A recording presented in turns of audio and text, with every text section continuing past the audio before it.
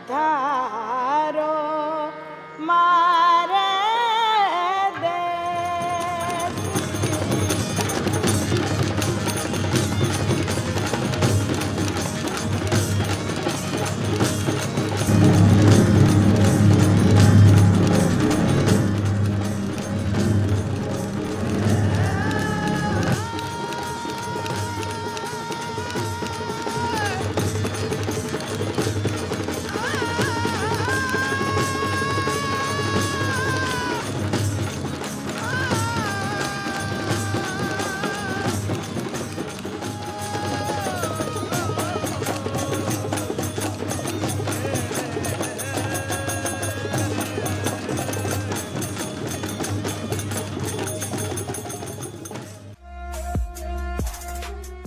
धीरे धीरे रे मना धीरे सब कुछ होए, माली सींचे 100 घड़ा ऋतु आए फल होए।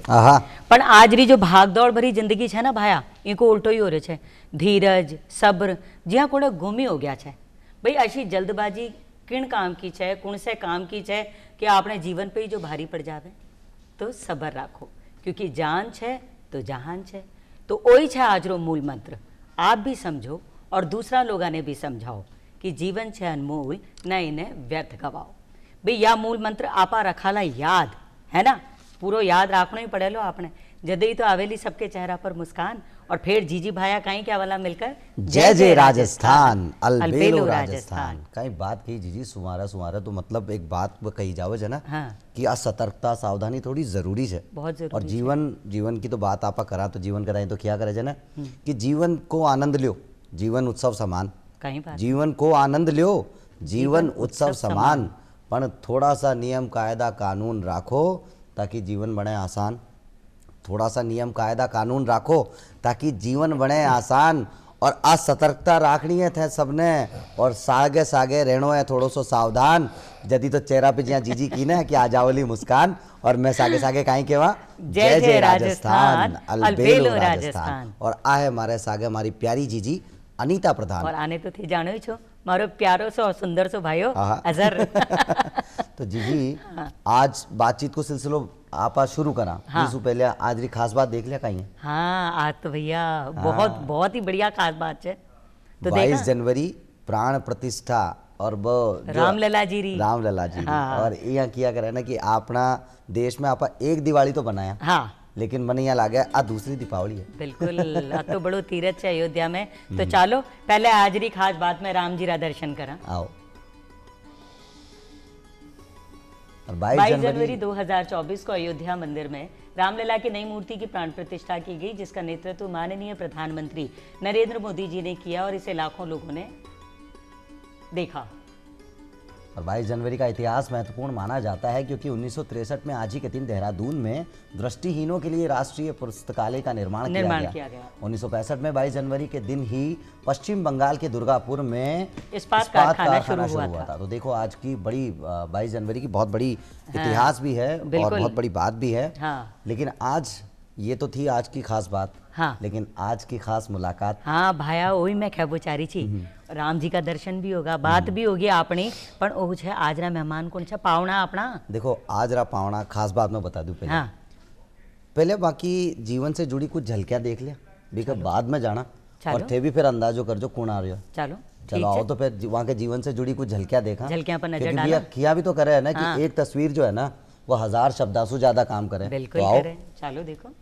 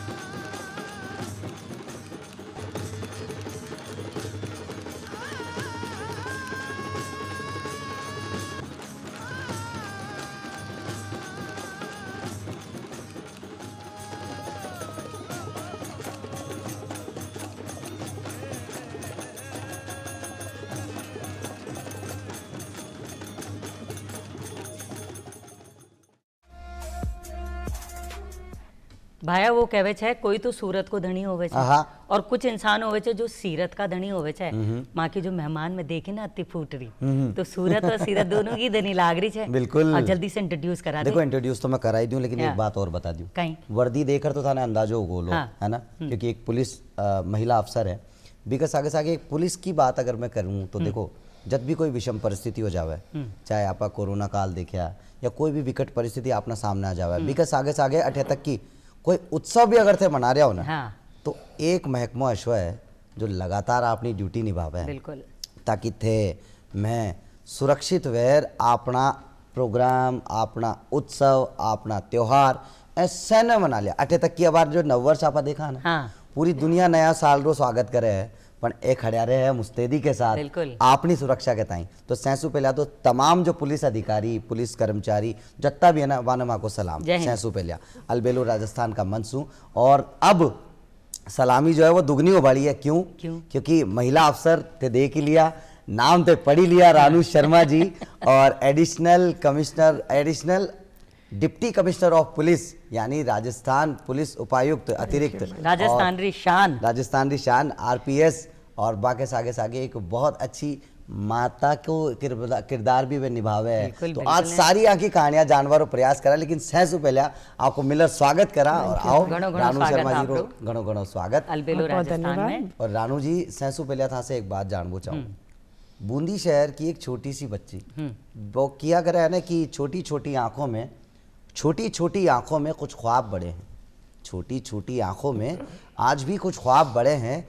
जिंदगी उनको हकीकत करने के लिए ले फिर तेरे सामने हम खड़े हैं। क्या बात है। और एक ऐसी बच्ची जिसने छोटे छोटे ख्वाब नहीं बल्कि बड़े बड़े ख्वाब देखे, क्योंकि अब्दुल कलाम साहब ने कहा था ना कि छोटे ख्वाब देखना तो अपराध है, और आप तो खुद अपराध के खिलाफ हैं। तो मैं यही जानना चाहूँगा, उस छोटी सी बच्ची ने जो ख्वाब देखे उन्हें साकार किया, और आज RPS रानू शर्मा जी के तौर पे हम उन्हें देखते हैं। तो इस पूरे जीवन यात्रा की बात आपसे ज़रूर करेंगे, लेकिन सबसे पहले क्योंकि 1 जनवरी से 31 जनवरी, और जिसकी थीम भी रखी गई है परवाह यानी केयर, राष्ट्रीय सड़क सुरक्षा माह हम सेलिब्रेट कर रहे हैं, मना रहे हैं, लोगों को ज़्यादा से ज़्यादा अवेयर करने के लिए, जागृत करने के लिए। सबसे पहले आपसे ये जानना चाहेंगे कि इसे आप कैसे देखती हैं, इस सड़क सुरक्षा माह को आपकी ज़बानी जानना चाहेंगे। बहुत बहुत धन्यवाद। देखिए, पहले इसकी गंभीरता को देखते हुए, सड़क सुरक्षा पे और सबकी परवाह करते हुए, पहले ये सिर्फ 1 सप्ताह के लिए मनाया जाता था, पर इस बार सरकार ने इसको 1 महीने के लिए एक्सटेंड किया है। ये बहुत ही इम्पॉर्टेंट टॉपिक है और हमारी रोज़मर्रा की ज़िंदगी से बहुत ज़्यादा जुड़ा हुआ है। हर आदमी सड़क पे निकलता है, हर आदमी ऐसा कोई आदमी नहीं है जो शायद सड़क पे नहीं चलता हो, बट हर जगह वो अपनी परवाह करता है। पर शायद पता नहीं क्यों, किस धुन में, जैसे आपने कहा जल्दीबाजी में शुरुआत आपने जो की, उसमें अपनी सुरक्षा का ध्यान और दूसरों की सुरक्षा का ध्यान वो नहीं रखता है। बस इसी चीज़ को अवेयर कराने के लिए, थोड़ा सा सेंसिटाइज कराने के लिए और इसकी गंभीरता बताने के लिए ये पूरा महीना मनाया जा रहा है सरकार द्वारा, और सभी डिपार्टमेंट्स इसमें सहयोग कर रहे हैं। हमारे ऊपर भार ज़्यादा है क्योंकि हम सीधे सीधे इससे जुड़े हुए हैं। इसमें हम कई तरह के प्रोग्राम्स कर रहे हैं, हम बहुत ज़्यादा अवेयरनेस प्रोग्राम्स कर रहे हैं, स्कूल कॉलेजेस में जा रहे हैं, चौराहों पे खड़े हैं, पैम्फलेट्स वितरित कर रहे हैं, कई कॉम्पिटिशन्स करा रहे हैं, उसके अलावा संवाद कर रहे हैं लोगों से। उसके अलावा जो हमारा हम एनफोर्समेंट की एक्टिविटीज़ होती हैं, जिसमें हम चालान करते हैं लोगों को, तो समझाइश के साथ साथ उसमें भी हमने थोड़ी सी सख्ती की है। देखिए, थोड़ी सी सख्ती होना तो जरूरी है, क्योंकि जीजी ने कहा ना, जान है तो जहान है। अब उसके लिए जरा सी सख्ती होना तो बड़ा जरूरी है, बहुत जरूरी। वो चावल जीजी, बिल्कुल बिल्कुल। और भाया जो तू बात बोली ना, वो जो 4 लाइनें बोली कि वो छोटी सी बच्ची के आंखें में सपना बड़ा बड़ा, तो मैं वही पूछना चाहूंगी कि वो छोटी सी रानू आज ऐसी रानू बनकर जो हमारे सामने बैठी है, कैसा रहा वो सफर? मतलब कशी चुनौतियां का सामना करवा पड़ा, कौन प्रेरणा रहा जीवन में, जो प्रेरणा रहती, जो टर्निंग पॉइंट एक लाइफ का आता है कि जहां आपने डिसाइड किया कि बस मुझे ये बनना है? देखिए, काफ़ी रोमांचक जर्नी रही। अगर आप आज आपने याद दिलाया है और वापस पीछे मुड़ के मैं देख रही हूँ तो काफ़ी रोमांचक रही। हमारे तो सपने शायद छोटे छोटे होते, पर इसमें मैं अपने माँ बाप का बहुत योगदान देना चाहूँगी कि उन्होंने कभी छोटे सपने देखने ही नहीं दिए। अगर हम छोटी बात करते थे तो भी वो बोलते थे नहीं, तुम्हें ऐसा ही अपना टारगेट लेना है, बड़ा अचीव करना है। और हमेशा हमारे घर में पढ़ाई का ही माहौल रहता था। हम 3 बहन भाई हैं, तीनों उच्च पदों पर हैं, और एक ही टारगेट माँ बाप ने दिया था जब तक हम स्कूल कॉलेजेस में थे कि सिर्फ पढ़ाई करनी है।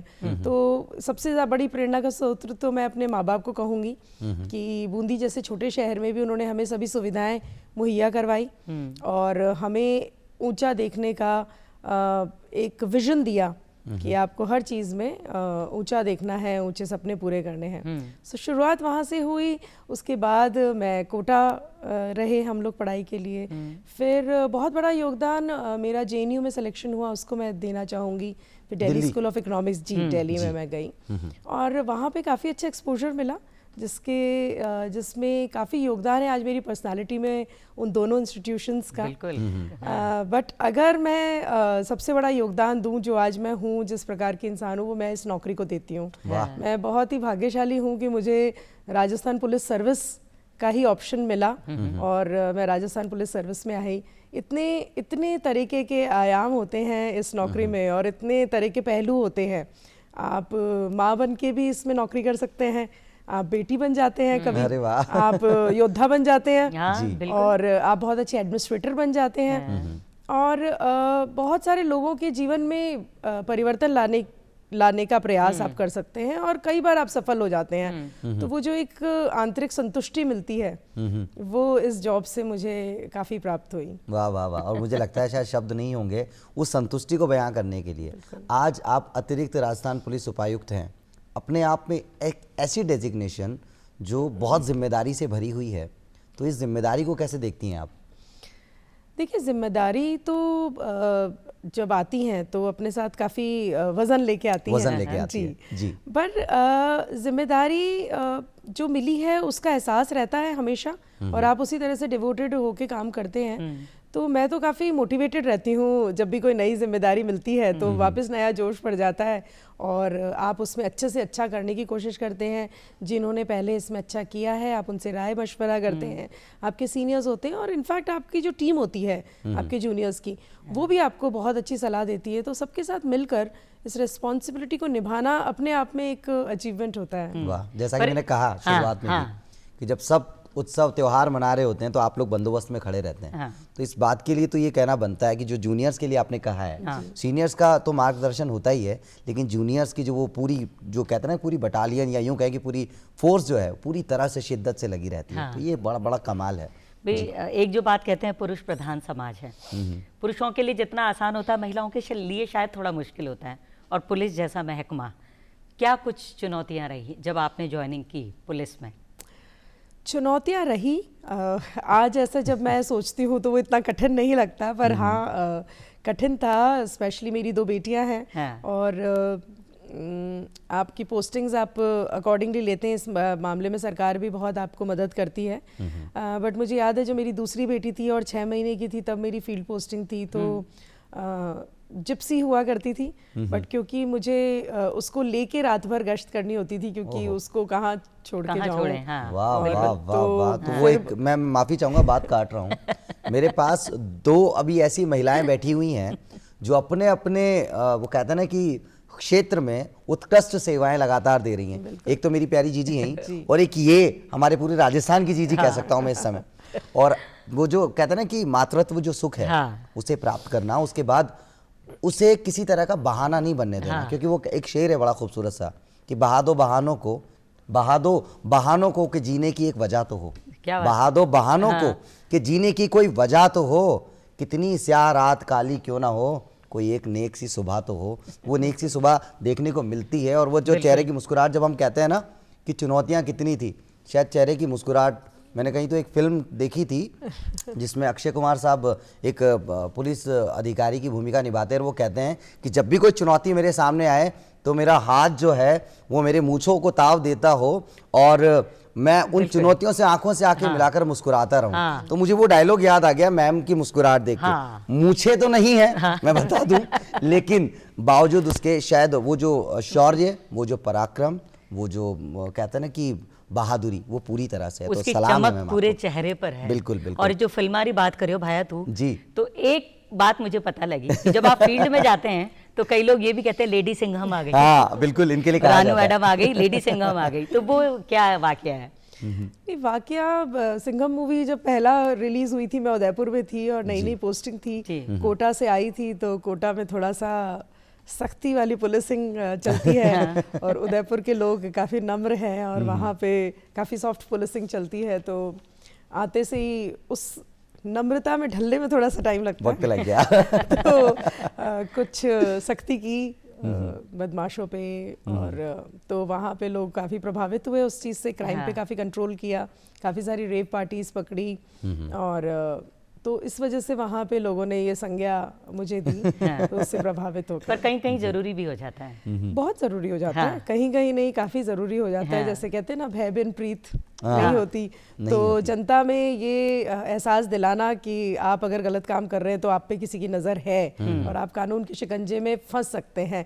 जितने भी बहुत सारे क्राइम्स हम जब देखते हैं, क्राइम पेट्रोल और सावधान इंडिया जैसी सीरीज देख के लोग इंस्पायर होके करते हैं, पर वो ये नहीं देखते कि उन सभी सीरीज में एंड में बताया जाता है कि पुलिस ने पकड़ लिया है। तो पुलिस और कानून के शिकंजे से तो बचना मुश्किल होता है, उसके लिए सख्ती तो करनी पड़ती है। बिल्कुल, बहुत जरूरी है। अच्छा मैम, आपने जो है अंतर्राष्ट्रीय पटल पे भी काम किया है, बहुत कम लोग 19 साल से अभी तक आप सेवारत हैं, लगातार सेवाएं अपनी दे रही हैं। और सूडान की अगर मैं बात करूं, जहां आपको एक पुरस्कृत भी आपको किया गया, आपने अपनी सेवाएं भी दी, उसके बारे में मैं आपसे जानना चाहूँगा थोड़ा सा। अंतर्राष्ट्रीय पटल पे जब आप काम करते हैं तो कैसा लगता है? देखिए, ये यूएन पीस कीपिंग मिशन में हम लोग जाते हैं, एग्ज़ाम देते हैं और उसमें सफल होते हैं तो वहाँ पे हमें भेजा जाता है, और मेरे साथ वहाँ पे करीब 50 देशों के पुलिस ऑफिसर्स काम करते हैं। बहुत ही अच्छा एक्सपीरियंस रहा, बहुत ही डिफरेंट, बहुत अलग तरीके से काम किया जाता है वहाँ पे, रिसोर्सेज अलग तरीके के हैं और काम करने का तरीका बहुत ही एडवांस है। वहाँ जाके आपको पता चलता है कि आप इस पूरे यूनिवर्स में बहुत ही छोटे हैं, तो आपकी ह्यूमिलिटी और हम्बलनेस बहुत बढ़ती है, और आप इतने लोगों से जब जान पहचान करते हैं, उनके एक्सपीरियंसेस सुनते हैं, अलग अलग देशों के कल्चर के बारे में, पुलिसिंग के कल्चर के बारे में, महिलाएं, जितनी मेरे साथ महिला पुलिस अफसर थी, उनकी समस्याएं, उनसे बात करना बहुत ही रोमांचक रहा।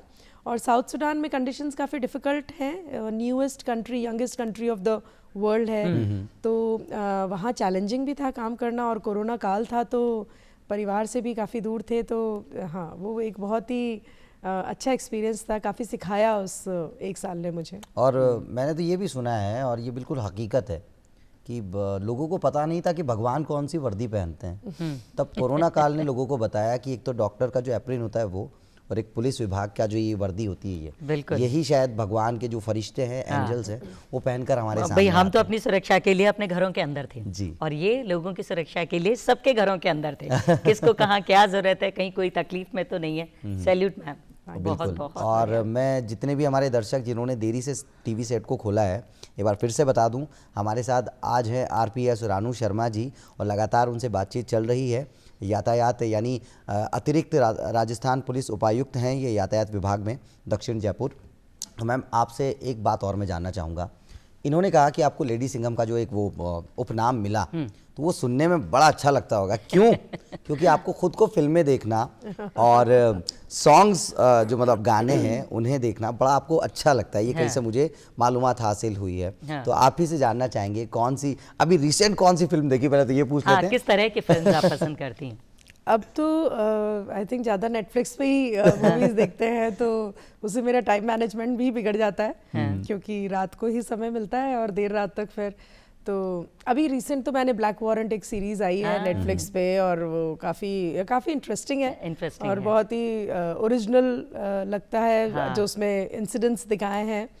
तो रिसेंटली तो वो देखा है। और म्यूज़िक तो देखिए, आई थिंक सभी के जीवन का एक हिस्सा होना चाहिए। आप सुबह उठते से ही म्यूज़िक से अपने दिन की शुरुआत करते हैं, और जब मैं गाड़ी में चलती हूँ तब भी मैं काफ़ी स्पेसिफिकली बोल देती हूँ अपने स्टाफ को कि म्यूज़िक ऑन करके रहे, तो सारी टेंशन और स्ट्रेस को दूर कर देता है। आप प्रसन्नचित्त रहते हैं, लोगों से अच्छे से बात करते हैं। तो म्यूज़िक तो सभी के जीवन का एक्चुअली एक मनोवैज्ञानिक तथ्य भी आता है जी। जब आप पब्लिक डील करते हैं ना, तो ये एक हकीकत है, लोगों को लगता है कि इतनी चिड़चिड़ाहट क्यों है, क्योंकि लोग ऐसे सवाल पूछ लेते हैं कई बार जिसका कोई सर पैर ही नहीं होता। बहुत सारी घटनाएं ऐसी, बहुत सारी चीजें ऐसी होती हैं। और आप जिनकी सुरक्षा के लिए लगातार लगे हुए हैं, वो स्वयं अपनी सुरक्षा समझ ही नहीं पा रहे, ना उस जिम्मेदारी को समझ पा रहे हैं, तो वो आ जाता है। तो एक मनोवैज्ञानिक तथ्य है कि म्यूजिक जो है वो थोड़ा सा आपको रिलीज करता है वहां से। तो बात म्यूजिक की चल रही है जी। मैं वही कह रही थी भाया, नेकी और पूछ तो दो पंक्तियां अगर आप इस अलबेलो राजस्थान के मंच से गुनगुना दें, बिल्कुल, जो आपके दिल के मंच भी धन्य है, हम भी धन्य हैं, और हमारे जितने भी दर्शक और जो जनता आपको देख रही है उन्हें भी आपका एक नया स्वरूप पता लग जाए। तो प्लीज देखिए, मैंने गाना सुनने की बात कही थी, मैंने गाना गाने की बात नहीं कही थी। तो गाना तो मैं चाहूंगी कि दीदी जीजी सुना दें, क्योंकि मुझसे तो गाना तो आप शुरुआत करें, जीजी साथ देंगी, हम साथ देंगे। हाँ बिल्कुल, आप शुरुआत कीजिए, मैं साथ देती हूँ। अरे तो गाना लेकिन आपकी पसंद का, आप कोई सा भी गाना गा दीजिए, मैं साथ। देखिए, मुझे तो ऐसा लगता है कि जब बात वतन से मोहब्बत की होती है ना, तो वतन की ही बात क्यों ना जाए। तो वो कहते हैं ना कि हर कर्म अपना करेंगे ए वतन तेरे लिए, दिल दिया है जान भी देंगे ए वतन तेरे लिए। आज मेरा गला इतना खराब है, मुझसे गवा रहे हो आप लोग, है ना। और जब फरमाइश भी मेरी थी। अच्छा, ट्रैफिक पुलिस की जब हम बात करते हैं, जिम्मेदारी बहुत बढ़ जाती है। अक्सर वेश्ता हम देखते हैं, और रिसेंट कुछ हम सोशल मीडिया के माध्यम से भी देखते हैं। अभी जैसे कुछ हमारे यहाँ की जो मशहूर बिल्डिंग्स हैं या कुछ मोन्यूमेंट्स हैं, उनके आसपास लोग स्टंट कर रहे नज़र आते हैं, और वो एक छोटी सी 30 सेकंड की रील बनाने के चक्कर में अपने पूरे जीवन को ख़राब करने पे वो तुल जाते हैं। हाँ। ऐसे लोगों को आप देखते हैं तो क्या लगता है जहन में, और इतनी बड़ी जिम्मेदारी आप निभा रहे होते हैं, तो एक जनता से भी आह्वान हो जाए और आपकी ज़बानी हम गाड़ियाँ भी कहीं भी पार्क कर देते हैं। हाँ, वो सबसे बड़ी बात। और कितनी जो परेशानियाँ हैं जो अक्सर आपको लगता है चुनौतियों के रूप में आपके सामने आती है, क्या कहना चाहेंगे आप? देखिए, मैं तो सिर्फ यही कहना चाहूँगी, आंकड़ों की बात करूँगी मैं, बहुत ही किताबी ज्ञान और मैं बहुत हवा में बात नहीं करूँगी। हर साल लगभग 1.5 लाख लोग सिर्फ सड़क हादसों में अपनी जान गंवा रहे हैं। ये जो आंकड़ा है, ये किसी बीमारी से रिलेटेड नहीं है, ये कोई टेररिज्म से रिलेटेड नहीं है। ये इसमें जो लोग मर रहे हैं वो आपके और हमारे जैसे लोग हैं। लोगों को हम रोक सकते हैं। हमको ऐसा लगता है कि शायद दुर्घटना किसी और की होती होगी, पर हमारे जैसे लोग और ऐसे लोग जो कि नियमों को ताक में रख के गाड़ी चलाते हैं, चाहे स्टंट्स कर रहे हों, बिना हेलमेट के गाड़ी चलाते हैं, ज़्यादातर मामलों में रॉन्ग साइड गाड़ी चलाते हैं। एक और बहुत ही शॉकिंग आंकड़ा अगर मैं बताऊं, करीब 10,000 बच्चे हैं जो ये मरने वालों की संख्या, उसमें 10,000 बच्चे हैं, जिसके हिसाब से हम देखें तो 26 बच्चे रोजाना मर रहे हैं 18 साल से कम हैं। और इसमें से भी 50% वो बच्चे हैं जो खुद गाड़ी चला रहे थे, मतलब वो नाबालिग थे और वो गाड़ी चला रहे थे और उनके हादसे में मौत हुई। ये बहुत ही गंभीर आंकड़ा है, लोगों को इसकी गंभीरता समझनी चाहिए। और जब आप गाड़ी स्टार्ट कर रहे हैं, गाड़ी का ध्यान रख रहे हैं, गाड़ी अच्छी खरीद रहे हैं, तो मुझे समझ में नहीं आता कि यातायात नियमों का पालन करने में कहाँ दिक्कत होती है। आप हेलमेट का प्रयोग नहीं करते हैं, बहुत ही अजीब से रीजंस होते हैं कि बाल खराब हो जाएंगे, सिर दर्द हो जाता है और बाल चिपचिपे हो जाते हैं हमारे, और सुनाई नहीं देता है। बहुत ही अलग अलग चीज़ों से वो एक्सक्यूजेस लेते हैं। पर ज़्यादातर अगर हम आंकड़ों को देखें अगेन, तो सिर की चोट से डेथ होती है, बचाया जा सकता है एक्सीडेंट में भी अगर आपके सर पे हेलमेट हो तो इसका हमें ध्यान रखना चाहिए, परवाह करनी चाहिए। और जो 4 व्हीलर्स हैं उनको गाड़ी चलाते समय विशेषकर दूसरों की जिंदगी का बहुत ही ध्यान रखना चाहिए, क्योंकि 4 व्हीलर में तो बहुत सारे सुरक्षा मानक उपलब्ध होते हैं, सीट बेल्ट होती है, एयर बैग्स होते हैं, आपकी गाड़ी में आप प्रोटेक्टेड होते हैं। तो आप दूसरों की भी परवाह करें, परवाह मतलब खुद की नहीं, आप दूसरों की भी परवाह करें। और रोड पे चलते समय ट्रैफिक नियमों की अगर आप पालना करेंगे, स्पीड लिमिट का ध्यान रखेंगे, नो पार्किंग में व्हीकल नहीं करेंगे और रॉन्ग साइड नहीं चलाएंगे, तो आई थिंक हम काफी सेफ रह सकते हैं और दूसरों की भी जान बचा सकते हैं। और इन सब में एक बहुत बड़ी जो महत्वपूर्ण भूमिका है मेरे ख्याल से पेरेंट्स, स्कूल प्रशासन, बिल्कुल, क्योंकि ये 2 जगह ऐसी है कि बच्चा घर से निकलेगा और स्कूल में जाता है, तो आजकल वही है, बच्चे जाते हैं और फैशन में गाड़ियों को जिस तरीके से रोड पर चलाते हैं, तो पेरेंट्स के लिए भी एक संदेश मैं चाहूंगी कि आप कहें कि जो नाबालिग बच्चे हैं उनको तो अलाउ करनी नहीं चाहिए, कि ना उनको लाइसेंस उनके पास होता नहीं बच्चों के पास, और वो किसी भी तरीके से गाड़ी चलाते हैं, वो खुद तो शिकार होते ही है, साथ में अपने साथ दूसरे को भी वो। और जी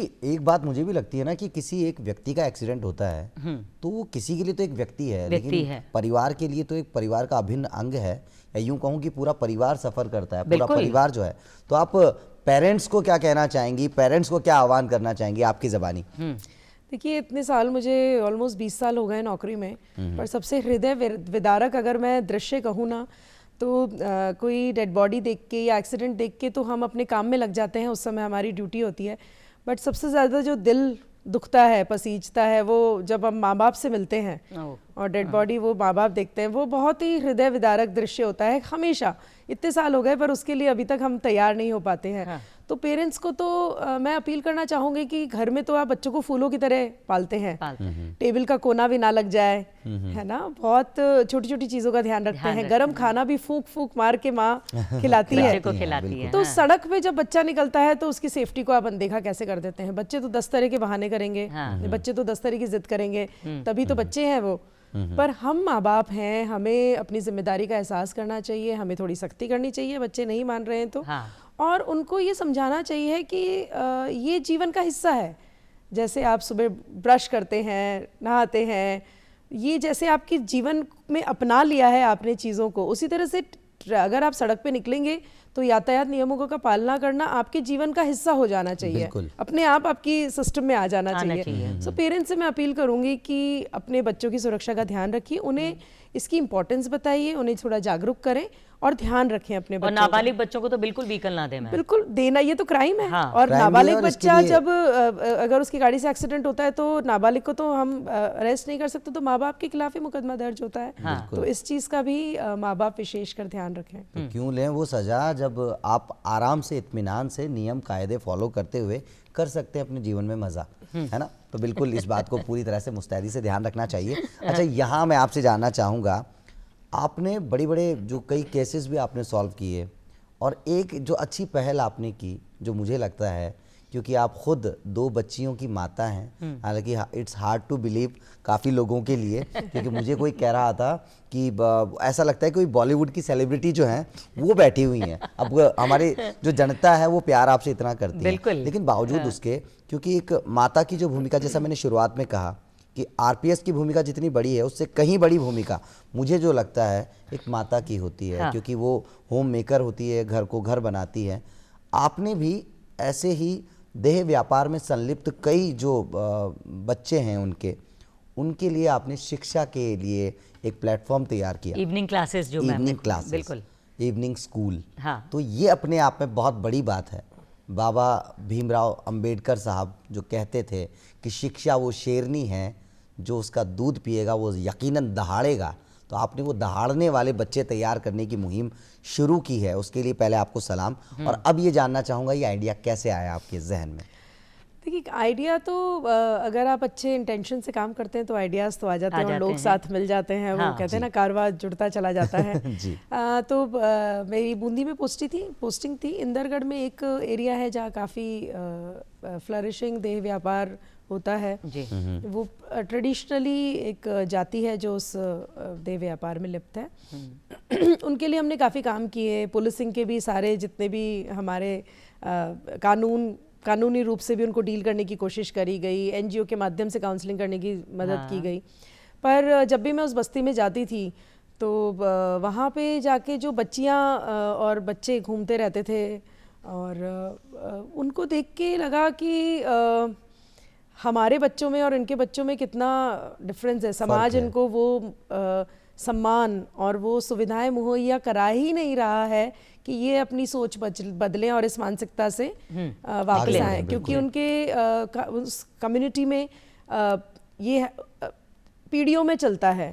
बेटी के साथ फिर बेटी, और कई बच्चियों को अपने पिताजी का नाम ही नहीं पता था। हाँ। और वो रिकॉग्नाइज नहीं करते थे, तो उनके लिए बहुत आम बात थी। तो ये विचार आया कि शायद हमारी पढ़ाई ने, हमारे परवरिश ने हमें वैल्यूज़ के बारे में बताया और ऐसे महान लोगों के बारे में हमें बताया गया जिनसे हमने प्रेरणा ली। उनके जीवन में ऐसी प्रेरक कहानियां कोई बताता नहीं था। वो उसी जगह रहते हैं, उसी माहौल में रहते हैं। तो जब हम जो देह व्यापार में महिलाएं थी उनको तो मैं बहुत मदद नहीं कर पाई क्योंकि वो उसमें ऑलरेडी जा चुकी थी। बट मैंने बच्चों पे काम करना शुरू किया। फिर इवनिंग में हमने एक स्कूल खोला, हमने उसे पेंट किया कलरफुल, उस माहौल से अलग, बदरंग माहौल से उसको रंग भरे उस स्कूल में। और बहुत सारे हमारी जो कांस्टेबल्स थी और मेरे साथी जो थे, हम लोगों ने वहाँ पे बहुत ही जैसे राजा हरिश्चंद्र की और विवेकानंद जी की ऐसी स्टोरीज, जो अहिल्याबाई की, झांसी की रानी की, इनकी स्टोरीज हम शाम को जाके बच्चों को बताते थे फॉर्मल स्टडीज नहीं कराते थे, हम उनको बताते थे कि दुनिया में ऐसे लोग हैं जिन्होंने महान काम किए हैं। तो धीरे धीरे चेंज आया, पहले विरोध हुआ, फिर धीरे धीरे ऐसा हुआ कि खुद जो वहाँ पे देह व्यापार में लिप्त महिलाएं थी वो खुद अपने बच्चों को उंगली पकड़ के हमारे पास शाम को छोड़ने आती थी। तो धीरे धीरे वहाँ पे हमने इस तरह से बदलाव लाया और अभी भी कई लोगों के फ़ोन आते हैं। हाँ। वो बच्चियाँ पढ़ लिख के शादी करके अपने घर में घर बसा चुकी हैं। तो ये काफ़ी सुखद अनुभव रहा। हाँ। क्योंकि हर माँ ये चाहती है ना कि मैंने चाहे जो तकलीफ बर्दाश्त की हो लेकिन मेरी बेटी इस तकलीफ से कभी ना गुजरे। तो ये सुंदर जो पंक्ति अभी मैम ने जो बातें बताई, बेटी बचाओ बेटी पढ़ाओ, इस अभियान की शुरुआत हुई थी 22 जनवरी 2015 में और यशस्वी हमारे प्रधानमंत्री नरेंद्र मोदी जी ने इसकी पानीपत से शुरुआत की थी, हरियाणा के। हरियाणा तो मतलब कितनी अच्छी बात है कि आज के दिन उसको 10 वर्ष भी पूर्व हुए। ये भी एक संयोग है। हाँ।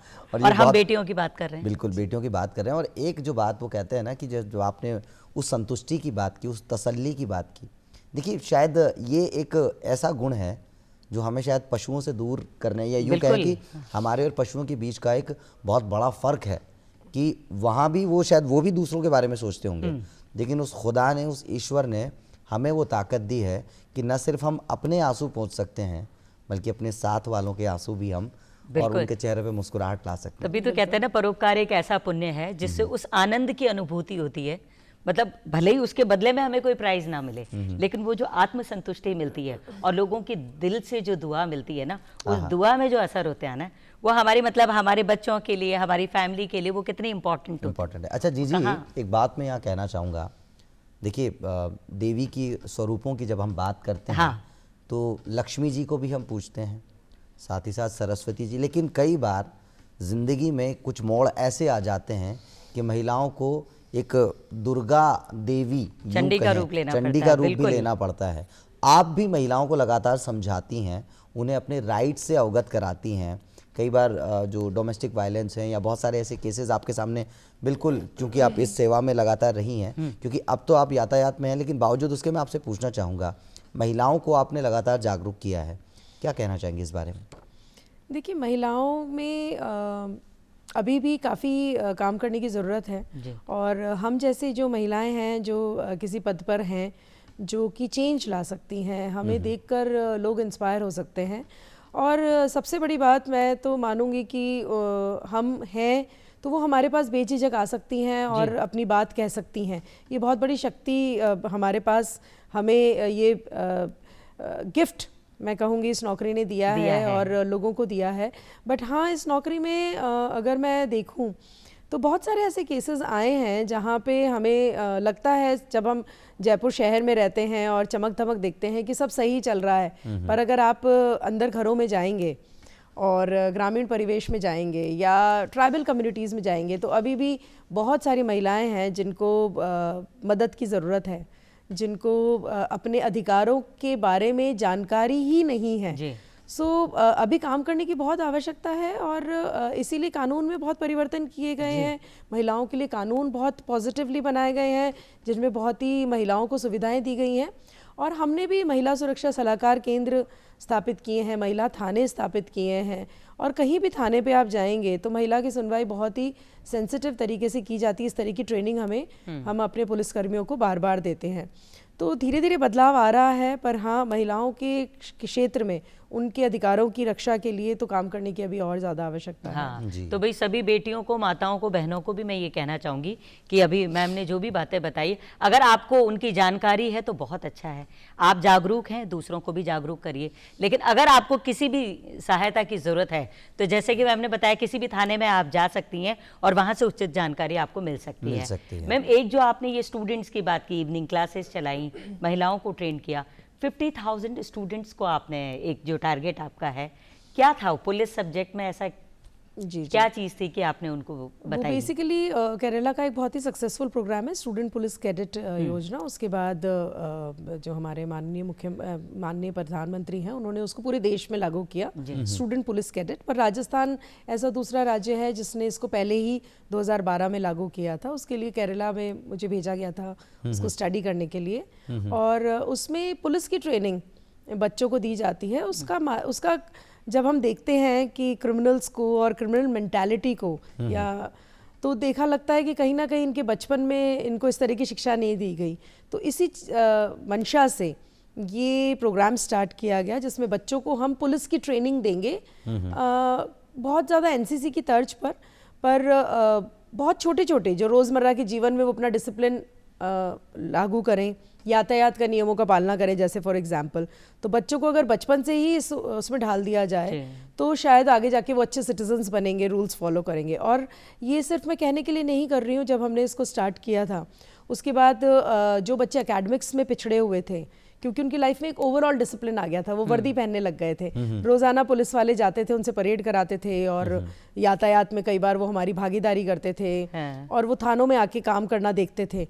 तो बहुत सारे बच्चे जो पहले एकेडमिक्स में खराब थे उनकी परसेंटेज 50% से 70-80% वो लाने लग गए। और उन्होंने सबसे अच्छी बात, उन्होंने अपने घर में कुछ बच्चों ने डोमेस्टिक वायलेंस खत्म करवाया। पहले उनको लगता था कि मेरे पिताजी अगर मेरी माँ को पीट रहे हैं तो शायद ये एक तरीका है महिलाओं को डील करने का, क्योंकि मेरे आसपास कच्ची बस्ती में सब ऐसा करते हैं। पर जब वो संपर्क में आए पुलिस के, उनको बताया गया कि ये गलत है और अच्छा माहौल उनको दिया गया, तो उन्होंने अपने घर में इसका ऑब्जेक्शन किया, पुलिस वालों को भेज के काउंसलिंग करवाई। सब्सटेंस अब्यूज पे बहुत काम हुआ, जर्दा खाना, तंबाकू लेना, आसपास उन्होंने दुकानें स्कूलों के आसपास बंद करा दी बच्चों ने जब उनको पता चला कि ये क्राइम है। तो हमने इसके बहुत पॉजिटिव इफेक्ट्स देखे हैं राजस्थान में, और उसी को आगे बढ़ाते हुए कम्युनिटी पुलिसिंग विभाग जो है इसको इंस्टीट्यूशनलाइज वे में आगे बढ़ा रहा है। वाह वाह वाह वाह, तो ये तो एक बहुत सार्थक कदम है। और आपको वापस मैंने शुरुआत में ही कह दिया ना कि सलामी आज दुगनी देनी पड़ेगी। अच्छा मैम, यहाँ मैं एक बात और आपसे जानना चाहूँगा, जनता और पुलिस, और ख़ास तौर से यातायात पुलिस की मैं बात करूँ, जब हम देखते हैं मोड़ों पे कुछ जो पुलिस प्रशासन के कुछ अधिकारीगण या कोई कर्मचारीगण कोई खड़े हैं तो हमें थोड़ा सा एक वो डर महसूस होता है, अक्सर स्वाभाविक सी बात होती है। लेकिन मैं, जैसा कि आपने कहा कि भय बिन प्रीत, थोड़ा सा भय होना जरूरी भी है, लेकिन बावजूद उसके पुलिस और जनता के बीच एक मैत्रीपूर्ण रिश्ता भी होता है, और उसके लिए भी आप लगातार प्रयास करती हैं, ताकि जैसा कि आपने बताया कि लगातार उनके राइट्स से उनको अवगत कराना, उनके क्या अधिकार हैं, क्या कर्तव्य हैं, वो लगातार मित्र योजना जो उसके बारे में हम जानना चाहेंगे। जो पुलिस, मैं तो बहुत ही ज़्यादा सामुदायिक पुलिसिंग में विश्वास रखने वाली ऑफिसर हूँ। हम जो सख्ती करें वो क्रिमिनल्स पे करें, जो कि मिसक्रिएंट्स हैं हम उन पे सख्ती करें, जो कि कानून व्यवस्था बिगाड़ते हैं हम उन पे सख्ती करें। पर आम जनता जो अपनी ज़िंदगी की जद्दोजहद में बिजी है, सुबह निकलती है वो किसी काम से और शाम को थके हारे घर आते हैं, उनके साथ हमें उनको सुविधाएं प्रदान करना, उनके साथ कोई गलत काम ना हो और वो भी सचेत रहें, उनके आस पड़ोस भी सचेत रहें और वो झिझक महसूस ना करें हमारे पास आने के लिए जब उनके साथ कुछ गलत होता है या वो कुछ गलत देखते हैं। इसका व्यापक प्रचार प्रसार करना बहुत ज़रूरी है। और देखिए, ब्रिटिशर्स ने पुलिस बनाई थी इंडियंस को काबू में करने के लिए, वो चले गए, अब हम ही हैं, हमारा ही समाज है, हमारे ही सामने बहन भाई हैं और हम उसी समाज से आते हैं। तो अब हम उनके परस्पर अगेंस्ट में खड़े नहीं हो सकते, हम उनके साथ ही खड़े रहकर अपनी पुलिसिंग की जिम्मेदारियों को बहुत अच्छी तरह से निभा सकते हैं। और सामुदायिक पुलिसिंग इसी का नाम है कि हम ऐसे सेतु बनाएं पुलिस और जनता के बीच में, ताकि जैसे अजहर जी ने कहा कि थोड़ा सा झिझक होती है, डर होता है, हो सकता है फिल्मों में इस तरह से हमारे किरदार दिखाए गए हैं या ओवर द इयर्स ऐसी पुलिसिंग की इमेज बताई गई है कि लोगों के अंदर अभी भी वो झिझक होती है। तो उस झिझक से मुक्ति पाने का हमारा प्रयास रहता है और इसीलिए मैं ज़्यादा से ज़्यादा एडवोकेट करती हूँ कि महिलाओं को पुलिस में लें, क्योंकि मुझे लगता है कि आज जो पुलिसिंग में बड़े बड़े क्राइम तो बहुत ही कम परसेंटेज में होते हैं। अगर हम डकैती, चोरी और मर्डर्स की बात करें, अगर आप हमारे आंकड़े देखें तो बहुत छोटे छोटे क्राइम्स बहुत ज़्यादा रिपोर्ट होते हैं जिससे आम जनता त्रस्त होती है। उन सभी क्राइम्स में मुझे लगता है कि एम्पैथी होना, दूसरे की तकलीफ को समझ के उससे सहानुभूति दिखाना, उसकी बात को से एम्फेथाइज करना बहुत बड़ा एक शक्ति है महिलाओं के पास। मैं भी मानता हूँ। और महिलाओं को इसलिए ज़्यादा से ज़्यादा पुलिस में आना चाहिए ताकि एक सहजता, एक सौम्यता भी पुलिसिंग में आए, आम जनता को डर ना लगे, वो थानों में आए तो एक अच्छा माहौल उनको मिले और उनकी बात गंभीरता से सुनने वाला, सहानुभूति से सुनने वाला कोई उनको मिले। अच्छा, आप अच्छे माहौल की बात कर रहे हैं और जी आपने थाने में बता दूं मैं कि क्रिकेट के क्षेत्र से एक अच्छी खबर जो अभी हमें प्राप्त हुई है कि भारतीय जो डिसेबल्ड टीम है उसने चैंपियंस ट्रॉफी जीत ली है। तो आपको पहले तो बधाई, मुबारकबाद और सभी दर्शकों को भी। और जो कप्तान हमारे विनीत कैनी हैं, इनकी कप्तानी में विश्व कप या यूं कहूं कि चैंपियंस ट्रॉफी जो है वो हमने जीत ली है। और साथ ही साथ दूसरी तरफ अगर मैं बात करूं तो 2 चैंपियंस टीम का मुकाबला भी आज होना है। जी हाँ, मैं बात कर रहा हूँ भारतीय टीम और जिस इंग्लैंड की यानी ब्रिटिश की आप बात कर रहे हैं उसी इंग्लैंड की टीम से आज मुकाबला होने वाला है। सूर्य कुमार यादव हमारे कप्तान साहब और सामने होगी इंग्लैंड की टीम। और देखते हैं आज फिर से वो जो परचम हमारा लहराया जाएगा इस T20 में, वो बिल्कुल लहराया जाएगा, बिल्कुल लहराया जाएगा। लेकिन फिलहाल तो परचम यहाँ भी लहराया जा रहा है क्योंकि लगातार बातचीत का सिलसिला जारी है। आज रानू शर्मा जी, RPS रानू शर्मा जी, अतिरिक्त राजस्थान पुलिस उपायुक्त, और क्या खूबसूरती से जिस अंदाज से वो अपनी बातों को बयां कर रही है, सहजता के साथ, आसानी के साथ, मुझे लगता है कि लोगों का जीवन सुगम हो जाने वाला है इसके बाद। नहीं तो एक सवाल मेरी जहन में आया, 2 बेटियां आपकी बहुत ही खूबसूरत प्यारी सी बच्चियां और बिल्कुल आपको देख के लगता है छोटी बहनें हैं। मुंह पे बोलने की बात नहीं है पर बाकी ऐसा लगा। बिल्कुल। किस तरफ रुझान है? क्या कभी उनको लगा कि नहीं पुलिस नहीं मम्मा, या क्या मतलब वो सोचती हैं? मतलब घर में भी वो पुलिसिंग चलती है क्या? ये पूछना चाहती हैं बेसिकली। जैसे मैं अपना ही बताऊं। अच्छा, मैं माफी चाहूंगा, बच्चियों का तो पता नहीं लेकिन पतिदेव पे जरूर चलती होगी। जी, वो हक है हमारा। देखिए मेरे पास समय कम रहता है तो कम समय में मुझे वो सारी चीज़ें देनी है जो एक नॉर्मल माँ को लगता है कि अपने बच्चों को देनी है, तो थोड़ा जल्दीबाजी में सख्ती तो करनी पड़ती है। तो पुलिसिंग घर में चलती है, भरपूर तरीके से चलती है। शुरुआत में तो शायद बच्चों को इतना आइडिया नहीं था। मेरे साथ ही गाड़ी में, मैंने जैसे बताया 6 महीने की थी तो मैं गश्त पे रात को उसको लेके ही जाती थी और हमेशा कई बार गोदी में लेके भाषण देना पड़ा और काफ़ी चीज़ें, तो तब तो उनको शायद पुलिसिंग जीवन का हिस्सा लगने लगी थी। बट हाँ, अब जब वो बड़ी हो गई हैं तब उनको इस चीज़ का एहसास है कि मम्मा काफ़ी बिजी रहती हैं और बहुत कम समय घर पे व्यतीत कर पाती है, खाना नहीं खा पाती हैं और रात को देर तक उनको बाहर रहना पड़ता है, कभी भी निकलना होता है, तो वो अब मेरी काफ़ी केयर करती हैं और इतना पूछ लेती हैं कि अच्छा आप वापस जा रहे हो, रात को नहीं आओगे, आपने कुछ खाया। सो ये एक मुझे लगता है कि ये मेरा अचीवमेंट है कि 2 बेटियां हैं जो अब मेरा ध्यान रखने लगी हैं। और पुलिस में तो वो नहीं जाना चाहती क्योंकि उन्होंने पूरे टाइम मुझे मेहनत करते हुए देखा है और आजकल के बच्चे तो कम मेहनत में ज्यादा पाने का विश्वास रखते हैं। एक बात मैं यहाँ कहना चाहूँगा, जिस तरह की दोहरी जो एक कहते हैं ना कि भूमिका आप जब निभाती हैं गश्त करते हुए, मैं सिर्फ इमेजिन कर पा रहा हूँ वो झांसी की रानी लक्ष्मीबाई जैसे अपने बच्चे को बांधकर युद्ध पे निकली थी। तो हमारी जो लेडी सिंघम है ना, इनमें वो बात भी है। अच्छा, रानी लक्ष्मीबाई से रानू शर्मा जी, कुछ नाम भी रिलेट करता है थोड़ा सा। अच्छा, लेकिन फिलहाल मैं आपसे जानना चाहूँगा, देखिए कहते हैं ना कि ज़िंदगी का एक सिलसिला होता है, ज़िंदगी अपने आप में एक यात्रा है, वो एक गाना भी है ना, ज़िंदगी एक सफ़र है सुहाना, यहाँ कल क्या हो किसने जाना। और आप लगातार लोगों को समझाते हैं कि जो कुछ हो वो अच्छा हो या बेहतर हो, इसलिए सड़क सुरक्षा या यूं कहें कि यातायात के नियम सभी का ध्यान रखें।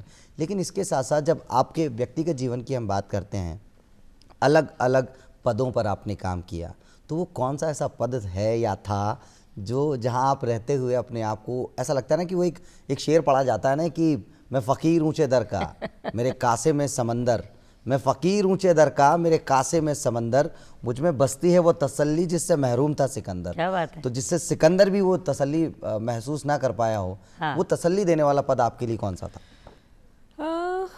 बड़ा मुश्किल सवाल है। नहीं मतलब पद से इस तसल्ली का कोई लेना देना नहीं है, मुझे लगता है कोरिलेशन नहीं है। जैसे यातायात है या क्राइम में आप पुलिसिंग एक ऐसे ही, मैंने जैसे शुरुआत में बताया कि मैं बहुत ही भाग्यशाली हूँ कि मुझे पुलिस सर्विसेज मिली। ये एक ऐसी नौकरी है कि आप किसी भी पद पे रहें, आप तसल्ली का एहसास कर सकते हैं, चाहे आप फील्ड में रहें, नॉन फील्ड में रहें, आप किसी भी पद पर रहें, बिकॉज आप जनता के लिए काम करते हैं इसमें और बहुत सारी ऐसे पॉलिसीज़ में भी सहयोग करते हैं जो जनता पे सीधे सीधे असर करती हैं। तो पद तो जैसे मैंने लाखेरी बूंदी में काफ़ी काम किया था, नई नई पोस्टिंग थी और ग्रामीण परिवेश से पहले मेरा आमना सामना नहीं हुआ था, तो वहाँ रह के मैंने बहुत ही आनंद वाला पर जीवन कैसा लगा? हाँ, इतनी जहाँ चुनौतियों हमने में। जन्म लिया और जहाँ उसी जगह लिया, पे वहाँ हमें पे पुलिस काफी ऑफिसर, अच्छा लगा और हाँ, माँ बाप के लिए बड़ा अच्छा लगता था। Proud साथ moment। में जब वो हमारे साथ कहीं जाते थे और उनके मिलने वाले उनसे मिलते थे तो जिस तरह से सब उनको रिस्पेक्ट देते थे, तो जो उनके चेहरे पे खुशी होती थी वो काफ़ी सुकून देने वाली होती थी। तो वाह। बूंदी इसलिए विशेष है मेरे लिए क्योंकि मैं वहीं पली बड़ी हूँ और वहीं नौकरी की, तो काफ़ी सुखद एहसास था। पर हाँ, जो मेरे दिल के सबसे करीब है वो उदयपुर है। मैं यही झीलों पूछने की वाला था। नगरी। झीलों की नगरी की बिल्कुल, बात हाँ, तो की हाँ। जा रही है। राजस्थान जो पूरी तरह से समृद्ध है अपनी धरोहर को लेके, ऐसी भूमि पर हम सब जन्मे हैं, हमें बड़ा गर्व का अनुभव होता है। और आपसे भी यही जानना चाहेंगे, आप एक तरफ तो बंदोबस्त की हम बात करते हैं, हाँ। उस बात को ज़रा ताक में रख देते हैं क्योंकि करना ही पड़ता है, इतना बड़ा पर्यटन क्षेत्र है, पर्यटन राज्य है। लेकिन उसके साथ साथ मैं आपसे जानना चाहूँगा, उदयपुर के अलावा जयपुर की अगर मैं बात करूं, कौन सा मोन्यूमेंट या कौन सी ऐसी विशेष जगह है जो आपके दिल के बहुत मैम करीब को है? घूमना फिरना भी पसंद है बड़ा ना? पसंद है, बिल्कुल। गाने बजाने के साथ साथ में, तो वो भी बताएं आप। हाँ, घूमना फिरना तो मुझे काफ़ी पसंद है। मुझे हाँ। लगता है कि जितना आप घूमने फिरने से सीखते हैं, हाँ। और आई थिंक बहुत बड़ा बैंक बैलेंस आपको इतना सुख नहीं देता जितना घूमना फिरना आपको देता सीखता है। है, देखते हो, आप लोगों से हाँ। मिलते हो, अलग अलग जगह देखते हो, तो मुझे काफ़ी पसंद है और काफ़ी मैं घूमती फिरती हूँ। बट उदयपुर की बात करूँ तो उदयपुर तो एक अलग ही शहर है। वहाँ के लोग उसको जीवंत रखते हैं।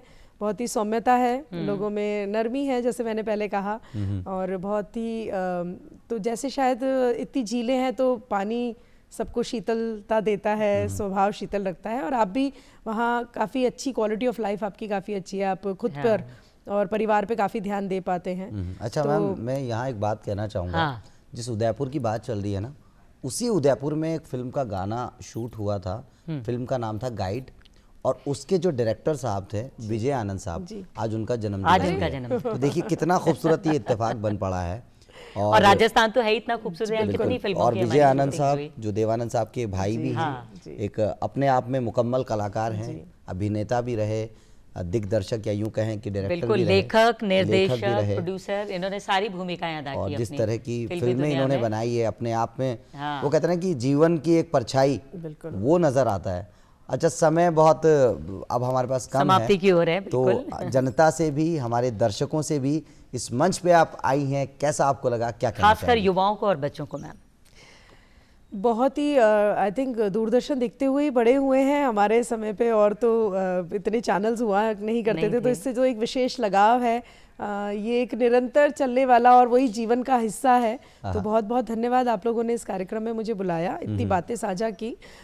मैं बस यही उम्मीद करती हूँ कि ज़्यादा से ज़्यादा बच्चियाँ हमसे इंस्पायर होकर पढ़ाई लिखाई कर कर इस पद पर आएँ और राजस्थान को और ऊंचाइयों तक लेके जाएं। बहुत ही पोटेंशियलिटीज़ हैं इस धरती पर, बहुत कुछ करने को है। हर क्षेत्र में राजस्थान में इतनी अपॉर्चुनिटीज़ हैं और इतनी पोटेंशियलिटीज़ हैं कि अगर हम यहाँ के बच्चों को उनके बारे में जानकारी दें और यहीं रहकर इस प्रदेश का नाम ऊंचा करने को कहें तो वो गलत नहीं होगा, और बच्चे इसकी इम्पोर्टेंस समझें। तो आप अलबेलो राजस्थान के माध्यम से जो उनको इस तरह की प्रेरणा देते हैं, उसके लिए तो आप लोगों को सल्यूट। अरे मैम, आपको बहुत बहुत धन्यवाद मैम। और मैं यूथ को और बच्चों को यही कहना चाहूँगी कि बहुत ही सुंदर जीवन भगवान ने दिया है, और हमेशा सीखते रहने का जो जज्बा अगर आप अपने अंदर डाल लें तो इतना सुकून भरा जीवन रहता है। आप हमेशा एक्टिव रहते हैं, एनर्जेटिक रहते हैं, और कभी भी जीवन से हताश नहीं होते, क्योंकि हर समय सीखने को कुछ ना कुछ रहता है। तो यही बच्चों से मेरी अपील है, यूथ से स्पेशली, कि अपने जीवन को सुंदर बनाएं। पढ़ाई लिखाई तो करें ही, उसके साथ आसपास वाले लोगों से भी सीखें, और पर उसके साथ साथ हम्बलनेस और ह्यूमिलिटी, नम्रता और डाउन टू अर्थ रहना बहुत ज़्यादा ज़रूरी है। उसको अपने साथ हमेशा लेकर चलें, और बुरी चीज़ों से दूर रहें। चाहे बुरी भाषा से आप शुरुआत करें, चाहे बुरी भाषा हो, वेशभूषा हो, या हमारा आचरण हो, बुरा कुछ नहीं होना चाहिए, बुरा कुछ अच्छा सब अच्छा होना चाहिए, और अच्छी बातें सुने और उन्हें जीवन में गुने। और जी ऐसी अच्छी बातें बनाएगी हमारे इस राजस्थान प्रदेश को महान, जब रानू शर्मा जी करेंगी सबसे आह्वान, और हमारे साथ क्या कहेंगी, जय जय राजस्थान, अलबेलो राजस्थान। और जी अभी याद आ रहा झरोकासू और पहली मेहमान का बिल्कुल धन्यवाद मैम, आप यहाँ आए। मुझे तो लग रहा है दो जीजी हैं आज मेरे पास। बिल्कुल दो जीजी हैं। और तो यादों के झरोखे से आपको एक खूबसूरत सा गीत आज हम सुनाएंगे और आप भी गुनगुनाइएगा हमारे साथ। फिर आइए सुनते हैं गाइड फिल्म का ये गीत।